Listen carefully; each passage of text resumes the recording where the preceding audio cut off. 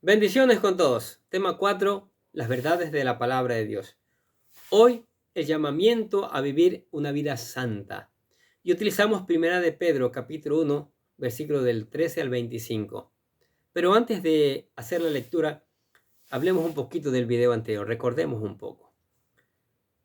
El apóstol Pedro escribe esta carta a cristianos que están siendo perseguidos, que están huyendo,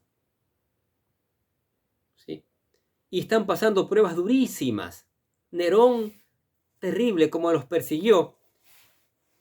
Pero Pedro, cuando le escribe, les dice: mire, ustedes son como el oro cuando se lo pasa por el fuego para sacarle las impurezas, para hacer una joya preciosa. Y es lo que está pasando con ustedes. Dios lo está preparando, su fe va a crecer y el término de esta vida, hay la vida eterna reservada para ustedes, ¿no? Entonces, les da esperanza en medio de la tribulación. Hoy día nos da esperanza en medio de la tribulación, y en ese tiempo de esperanza nos llama a vivir una vida santa, como vamos a leer en este texto bíblico de 1 de Pedro, capítulo 1, versículo 13 a 25, como el consejo que nos da. Dice: por tanto, ceñid los lomos de vuestro entendimiento, sed sobrios y esperad por completo en la gracia que se os traerá cuando Jesucristo sea manifestado. Como hijos obedientes, no os conforméis a los deseos que antes teníais estando en vuestra ignorancia, sino, como aquel que os llamó es santo, sed también vosotros santos en toda vuestra manera de vivir. Porque escrito está: sed santos, porque yo soy santo.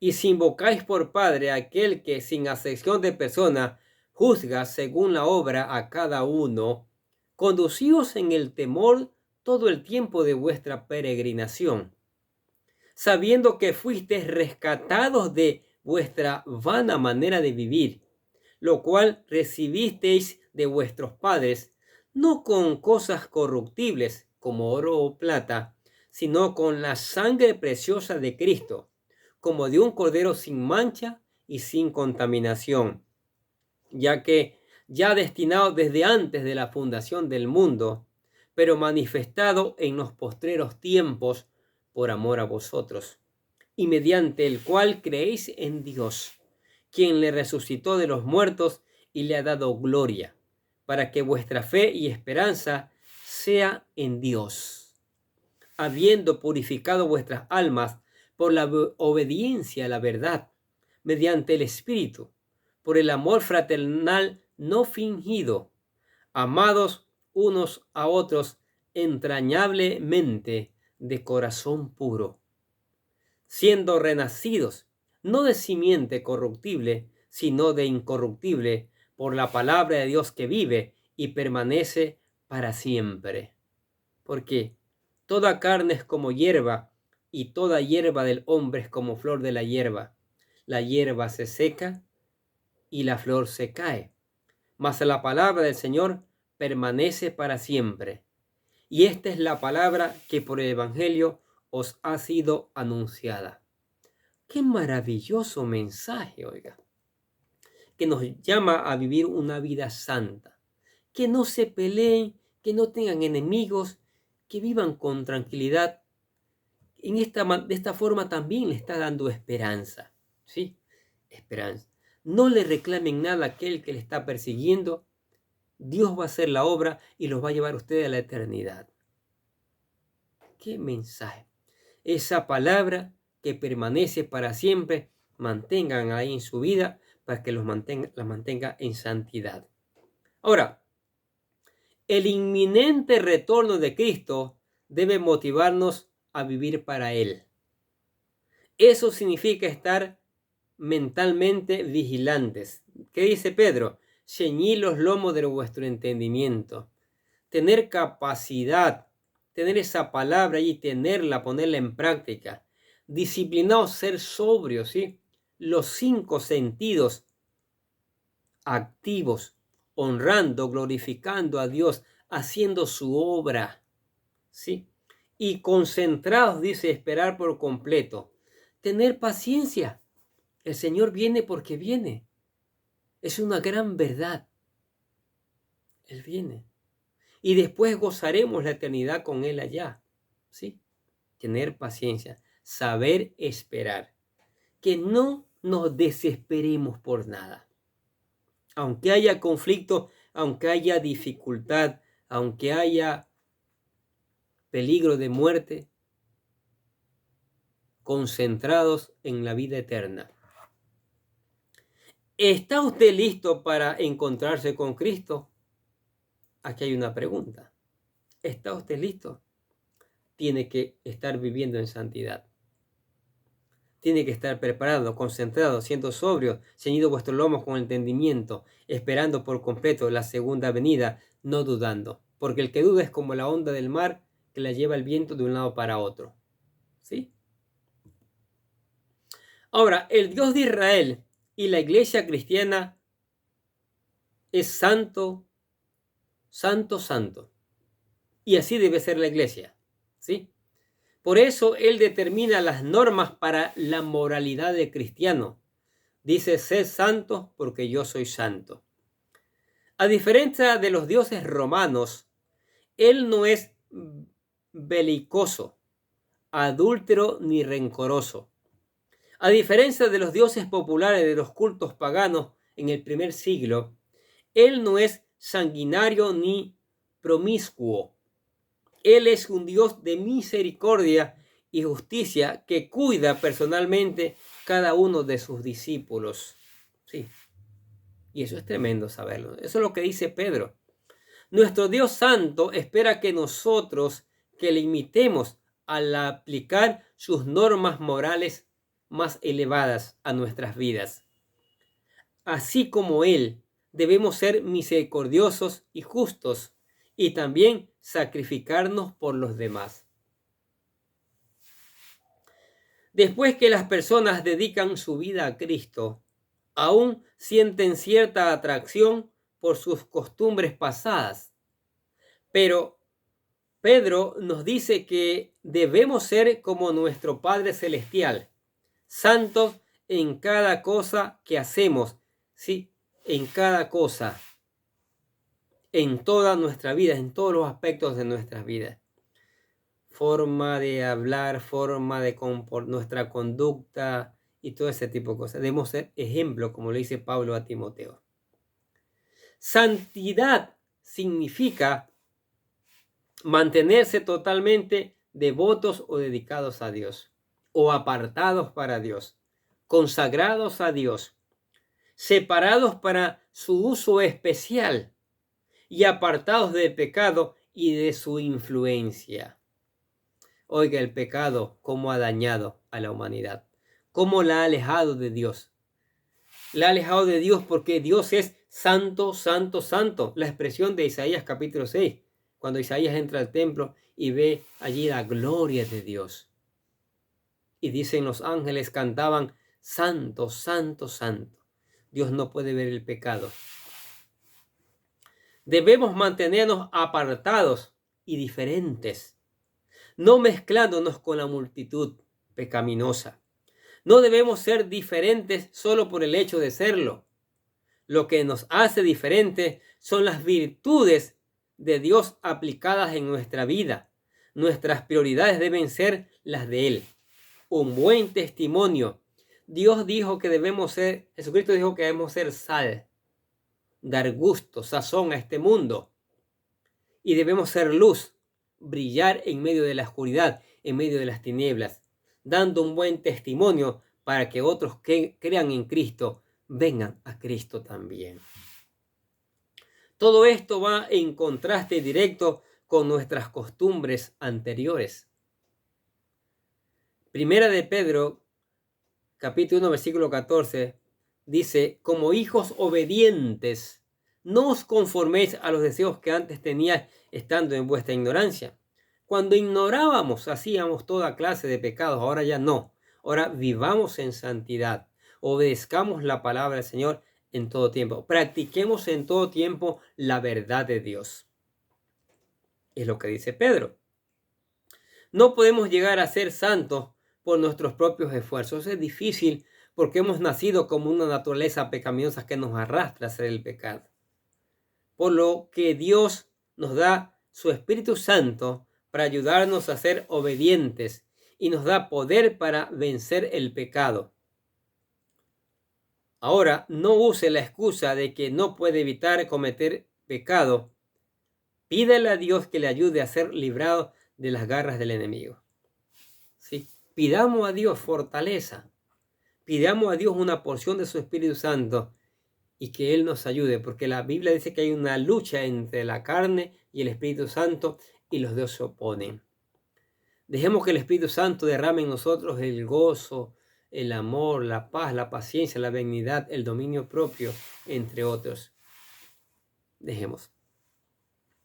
En temor no es el temor del esclavo a su amo insensible, sino el respeto de un creyente a su Dios todopoderoso. ¿Sí? Ya que Dios es el juez de toda la tierra, no debemos pasarlo por alto ni tratarlo con indiferencia, ni suponer que nuestra posición privilegiada como hijos de Dios nos da libertad de hacer lo que querramos. No. No debemos ser hijos mimados, sino hijos agradecidos y respetuosos a nuestro Padre Celestial. Eso es muy importante. Y eso es lo que dice Pedro en esta parte de la palabra a los cristianos expatriados para que vivan en santidad. Dice, un esclavo era redimido cuando alguien pagaba el dinero para comprar su libertad. Dios pagó por nuestro rescate para librarnos de la tiranía del pecado, no con dinero, sino con la sangre preciosa de su Hijo. Qué tremendo eso, hermanos. Qué tremendo que Dios pagó el precio por nosotros. Dios nos hace libre entregando a Jesucristo.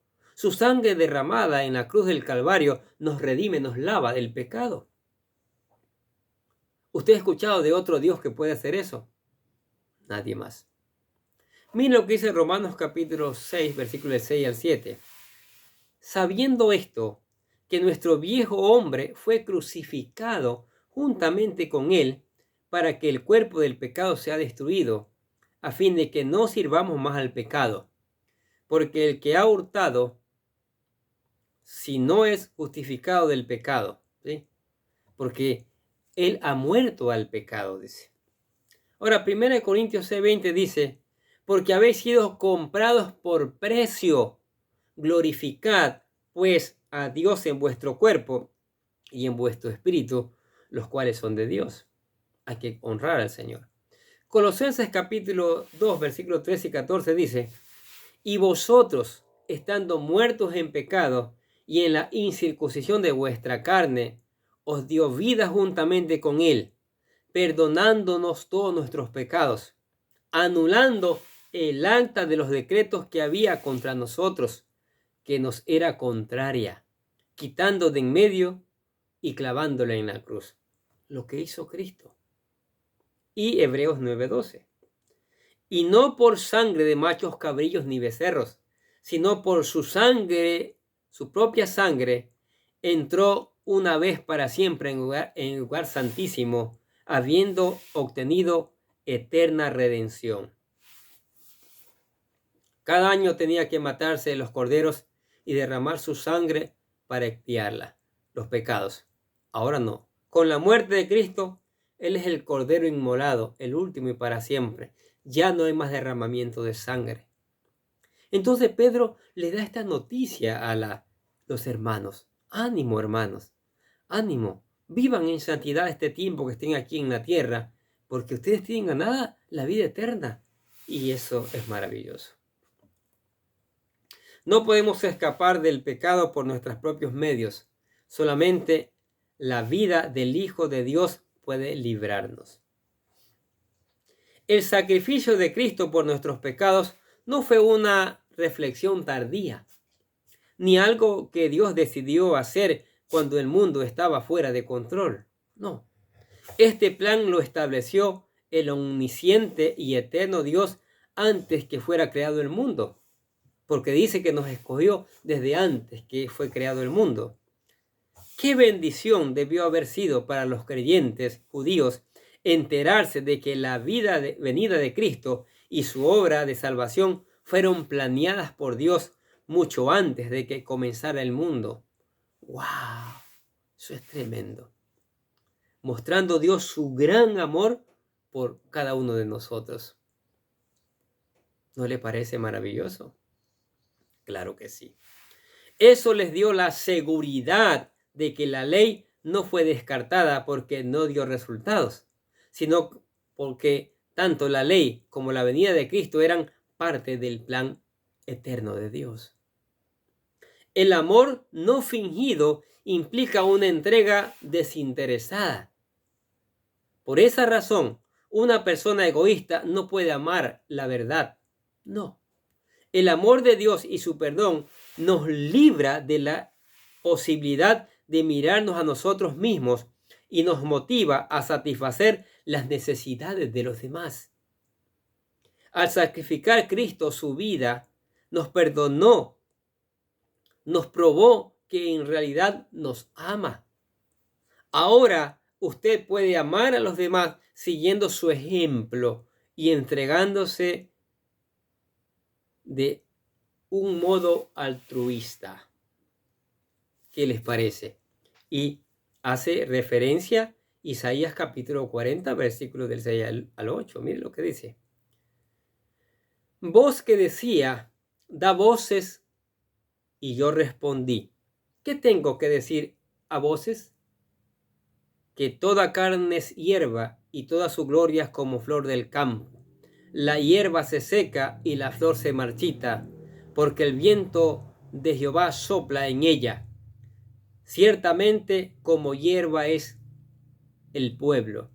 Séquese la hierba, marchítese la flor, mas la palabra de Dios permanece para siempre, le dice Pablo. ¿Sí? La palabra está permanente allí, no lo olviden, que esa las va a ayudar a mantener santos en todo tiempo, consagrados, alertas.